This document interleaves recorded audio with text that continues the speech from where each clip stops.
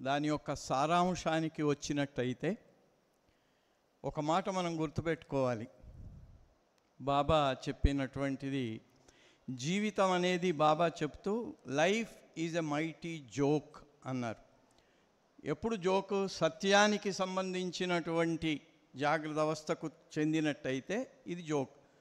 రాత్రి నాకు కల వచ్చింది, కల్లో ఏడ్చాను, నవ్వాను, ఢిల్లీకి పోయినాను, అమెరికాకి వెళ్ళి మెట్ల బీచ్ చూశాను, అన్నీ అవి వచ్చాను. వచ్చిన తర్వాత లేచిన తర్వాత నా భార్య చెప్తే ఒకటే నవ్వు. ఎందుకంటే కలే కదా, అదేం జరిగిందా పోయిందా? జరగలేదు కదా. జరిగినట్టుగా అనుభూతి అయితే నాకు వచ్చింది, కానీ జరిగినట్టుగా అనుభూతి వచ్చింది. బాబా ఆ అర్థంలో మన జీవితాలన్నీ కూడా it is a mighty joke. మన స్వప్నం ఎలాంటి మైటీ జోకో, ఈ మనం అందరం ఇప్పుడు అనుభవించే మన జీవితాలన్నీ కూడా భగవంతుని యొక్క డివైన్ డ్రీమ్ అనే అటువంటి ఒక మైటీ జోక్.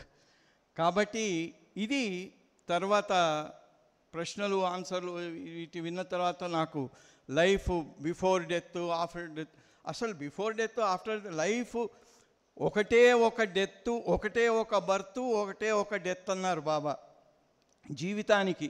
మరి కొంతమంది మనకు ఉన్నటువంటి డీప్గా పోవలేం, కానీ ఇప్పుడు ముస్లిమ్స్ ఉన్నారు, కొంతమంది ఉన్నారు, వాళ్ళు there is only one life, reincarnation, పునర్జన్మ అనేది లేదు అని చెప్పే మతాలు కూడా ఉన్నాయి మనకు. దాని డీటెయిల్స్ పోం. ఎందుకు అది? బాబా చెప్పారు, there is only one birth, one death. Life అక్కడ స్టార్ట్ అవుతుంది, ఇక్కడ ఎండ్ అవుతుంది. ఇన్ బిట్వీన్ నేను పుట్టిన తర్వాత నేను చనిపోయే వరకు ఇలాంటి షర్ట్లు ఇప్పటివరకు ఎన్ని వేసుకున్నానో నాకు లెక్కలేదు, నాకే తెలియదు. ఇంకా ఎన్ని వేసుకోవాల్సి వస్తుందో చివరి వరకు. బట్ ఇవన్నీ వేసుకున్నా ఇది మాత్రం ఒకటే, దీనికి ఒకటేసారి పుట్టుక, ఒకటేసారి. అలాగే ఈ శరీరాలన్నింటినీ వేసుకునే ఆత్మకు ఇవన్నీ కూడా ఇలాంటివే లైఫ్ అండ్. కాబట్టి ఇదొక కంటిన్యూస్ ప్రాసెస్. మొట్టమొదటిసారిగా పుట్టినటువంటి లైఫ్ స్టార్ట్ అయిన పాయింట్లో మళ్ళీ ఎండ్ అయ్యే పాయింట్ వరకు లైఫ్ ఈజ్ కంటిన్యూస్. ఆత్మహత్య గురించి కూడా అడిగారు. ఆత్మహత్యలో మాత్రమే అది డిస్టర్బ్ అవుతుంది. డీరేల్డ్ పట్టాలు తప్పి కింద పడిపోయినటువంటి బోగీలాగా అది పక్కకు పడిపోతుంది అనమాట. లేకపోతే ఒక ట్రైను ప్రతి స్టేషన్లో ఆగి మళ్ళీ వెళుతూ గమ్యానికి ఎలా అయితే తిరుగుతూ ఉంటుందో, పట్టాలు తప్పకుండా వెళుతూ ఉంటుందో, అలాగే మన జీవితం కూడా వెళుతుంది. కాబట్టి ఇప్పుడు ఇక్కడ మనకు ఈ రోజుకి మనం చెప్పుకున్నటువంటి విషయము మరణము. అంటే మరణం తర్వాత జీవితం గురించి చెప్పాం. కాబట్టి మరణం అనేది మనం బాధ ఎందుకు పడుతున్నాము అంటే, రాత్రి నేను చెప్పినట్టు కల్లో నేను వెళ్ళాను, ఎక్కడో వెళ్తే నేను వెళ్ళిన చోట బాంబు పడింది. ఓ అన్నారు, అందరం ఏడుస్తున్నాను, నేను కింద పడ్డాను. ఓ అయిపోయింది కానీ చచ్చిపోతున్నాను అంటాను. పక్కనే ఉన్న మా వాళ్ళు, ఏమండి చచ్చిపోతున్నాను అంటున్నారు, ఏమైంది అంటున్నాను. ఏమైంది అంటే ఏముంది, బాంబు పడింది. లేచిన తర్వాత అంతవరకు కల్లో ఏడ్చాను, నేను చచ్చిపోతున్నాను అని ఏడ్చాను.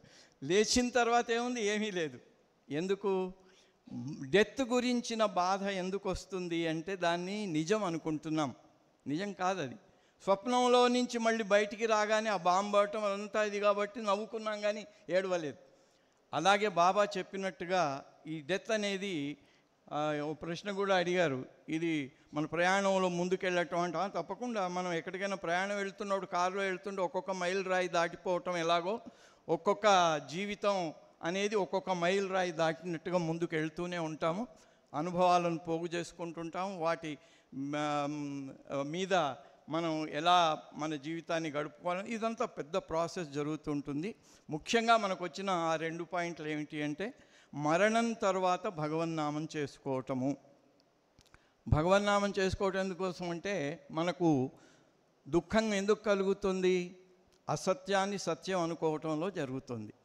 అజ్ఞానం పోవాలి అంటే భగవన్నామం ఎందుకు అంటే మనలో ఉన్న అజ్ఞానం పోవటం, మనం అసత్యాన్ని సత్యం అనుకునేటువంటి భ్రాంతి పోవటానికి భగవన్నామం దానికి నిజమైనటువంటి ఒక శక్తినిచ్చేటువంటిది కనుక దాన్ని మనం చేసుకోవాలి. అది మనకు ఆ వెళ్ళిపోయిన వ్యక్తికి కూడా 3 రోజుల దాకా, వెళ్ళిపోయిన వ్యక్తి 3 రోజుల దాకా. ఇప్పుడు ఎవరైనా విదేశాలకు వెళ్ళినా, ఇంక ఇక్కడెక్కడైనా ట్రైన్లో అక్కడికి మనం వాళ్ళకి ఫేర్వెల్ చెప్పడానికి వెళ్ళినప్పుడు సంతోషంగా వాళ్ళకు బొకే కూడా ఇస్తారు, వాళ్ళకి ఇచ్చేసి హాయ్ హ్యాపీ జర్నీ అంటాం. అదే మరి ఇక్కడ చెప్పలేకపోతున్నాం, ఎందుకంటే అది అయిపోయింది అనుకుంటున్నాం. అయిపోలేదు, వాళ్ళు జర్నీలో వెళ్ళిపోతున్నారనే విషయం తెలుసుంటే మనం దుఃఖపడము. అందుకని భగవన్నామం అనేది హ్యాపీగా మనం అందరికీ ఫేర్వెల్ చెప్పటం ఎలాగో ఆ జీవాత్మకు కూడా ఫేర్వెల్ చెప్పటానికి భగవన్నామం అనేది ఉభయ కుశలోపరి ఇద్దరికి కూడా అందరికి కూడా మంచిది. మనకు దుఃఖం లేకుండా చేస్తుంది. అంటే అటాచ్మెంట్స్, దుఃఖం లేకుండా పోవాలంటే అటాచ్మెంట్స్ను తీసేసేది భగవన్నామమే. మనకున్న వ్యామోహము, మనకున్నటువంటి బంధనాలను తగ్గించేది భగవన్నామం. కాబట్టి భగవన్నామం చాలా ప్రముఖమైంది. అలాగే లైఫ్ ఆఫ్టర్ డెత్లో ఒక క్వశ్చన్ కూడా వచ్చింది. అక్కడ మరి ఈ సంస్కారాలు ఖర్చు ఎట్లా అవుతాయి శరీరంలో ఉండగానే? అంటే స్థూల సంస్కారాలు ఖర్చు కావాలంటే స్థూల దేహం ఉండాలి. ఈ సంస్కారాలు ఇంప్రింట్ అయినవి స్థూలం సంస్కారాలైనా కూడా కళలో కొన్ని అనుభవాలు కూడా సంస్కారాల దీన్ని తగ్గిస్తాయి, అవి లైట్ అయిపోతాయి. అట్లాగే హెల్ అండ్ హెవెన్ స్టేట్లో పూర్తిగా తొలగిపోకుండా ఆ బరువు తగ్గిపోతుంది. అందుకే త్రాసు చూపించారు. ఆ త్రాసులో అవి ఇంచుమించు దగ్గరగా వస్తాయి. టోటల్గా బ్యాలెన్స్ అవుతే లిబరేషనే. అవి ఇంచుమించు దగ్గరగా వచ్చే అటువంటి ఇది మనం ఏదైనా దుఃఖాన్ని కానీ సుఖాన్ని కానీ మళ్ళీ మన వాళ్ళతో పంచుకొని మళ్ళీ జ్ఞాపకం చేసుకున్నప్పుడు అదే భావన వస్తుంది మనకి.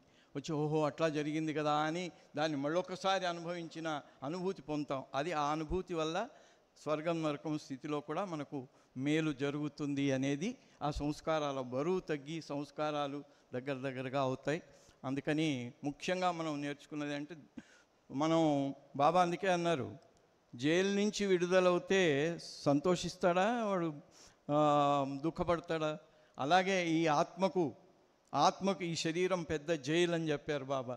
దీంట్లోంచి విడుదలైనటువంటి ఆత్మ ఎప్పుడూ సంతోషపడుతుంది. కాబట్టి మరణం వల్ల దుఃఖం లేదు, మరణం వల్ల ఇక్కడి నుంచి వెళ్ళే అటువంటి విగత జీవికి దుఃఖం లేదు, జైలు నుంచి విడుదలైనంత హాయిగా ఉంటుందన్నారు. కాబట్టి అలాంటి ఆ ఆత్మకు కానీ మనకు కానీ ఆ భగవన్నామాన్ని మనం స్మరించుకోవటం చేయటము. ఇక రిచువల్స్ అండ్ సెరమనీస్ కోసం వచ్చినట్టయితే ఒక మాట నాకు ఏమి స్ఫురిస్తుందంటే, అజ్ఞానంలో ఉండే మనుషులం వీటిని పెంచుకుంటూ ఉంటాం. సామాజిక మాధ్యమాల ద్వారా మన అజ్ఞానం ద్వారా అవసరం లేని కర్మకాండలు పెంచుకుంటూ ఉంటాం. అందుకే భగవంతుని మీద అది బరువు. అందుకే మన ఇక మనోనాశ్ నుంచి వెళ్ళిన తర్వాత బాబా ధుని వెలిగించి మెహరాజాదులో దాన్ని ఆ ధునిలో కాల్చి పడేశారు. మరి ఒక 60 సంవత్సరాల క్రితం ఇంటర్ క్యాస్ట్ మ్యారేజ్ అంటే మనుషులు ముక్కు మీద వేలేసుకొని ఓ అనేవాడు. ఇవాళ హాయిగా జరిగిపోతున్నాయి. ఇదంతా అవతారుడు చేసిన పని. ఆయన తలుచుకుంటే ఒక్క క్షణంలో చేయగలడు. ఒక్క క్షణంలో రిచువల్స్ అండ్ వీటిని మాయం చేయగలడు, కానీ చెయ్యడు. తన యొక్క సృష్టి యొక్క ఈ దివ్య ప్రణాళికలో అన్నీ గ్రాడ్యువల్గా వెళ్ళిపోవాలి ఎవరికి, ఎందుకంటే దానికి లేకపోతే సృష్టి ప్రణాళికకే పెద్ద ధక్కా తగులుతుందన్నమాట. అందుకని ఆయన అది మన యొక్క అజ్ఞానాన్ని అలా దాన్ని తీర్చేస్తూ ఉంటారు. అది ఈ యుగాంతానికి ఇవన్నీ పోతాయి. కేవలం భగవన్నామాన్ని మాత్రమే స్మరించుకునే రోజులు కూడా వస్తాయి. మళ్ళీ నేను 700 సంవత్సరాలకు వచ్చినప్పుడు it will be a very happy heaven లాగా ఉంటుందన్నారు. సో అలా మనం ముఖ్యంగా నేర్చుకున్నది భగవన్నామంతో పోయిన వాళ్ళకి వీడుకోలు చెప్పటం. అది డెత్ గురించి భయపడకుండా ఏ రకమైనటువంటి అజ్ఞానంలో పడకుండా ఉండటం అనేది చాలా ముఖ్యమైనది. రిచువల్స్ గురించేమో ఇది సామాజికం, ఇవి జరుగుతూనే ఉంటాయి, కానీ దానికి ఇంపార్టెన్స్ మాత్రం ఇవ్వద్దన్నారు. చేయకపోతే ఏమవుతుందో అనే భయం మాత్రం బాబా లవర్స్కి ఎవ్వరికి ఉండాల్సిన పని లేదు. చేయటమా చేయకపోవటం అది అన్నీ బాబా దానికి డేట్ ఫిక్స్ చేశారు, దాని ప్రకారం అయిపోతాయి. అవతార్ మెహర్ బాబాకి జై.